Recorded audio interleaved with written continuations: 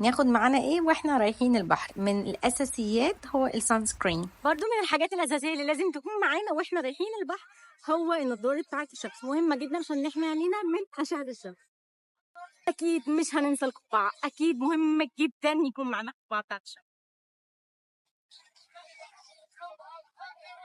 مهم جدا يكون معانا سلابر، هو ده باتل جرافس كي، عشان السلابر مهم جدا بالذات في الأماكن الصخرية اللي زي كده رجلنا هتتبهدل.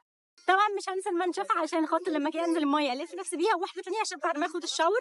فمهم جدا يكون معانا فوطة بتاعة الموبايل، مهمة جدا. انا ما بخرجش من غيرها اصلا من البيت، فنكون مسافرين مهم جدا يكون معانا الشاحن والكيس. شنطة للميك اب احط فيها كل الميك اب اللي انا محتاجه، عشان بعد ما نطلع المية الميك اب كله هيروح، فهنحط الميك اب. واخر حاجه بقى هيكون معانا كتاب، علشان لما يبقى قاعدين في وقت مش لاقيين حاجه نعملها، واكيد الوقت ده هيجي، فنضيع وقتنا بان احنا نقرا حاجه مفيده. الكتاب ده عندي بقاله كتير قوي ما بيخلص، اعتقد ان هو يخلص اليومين دول.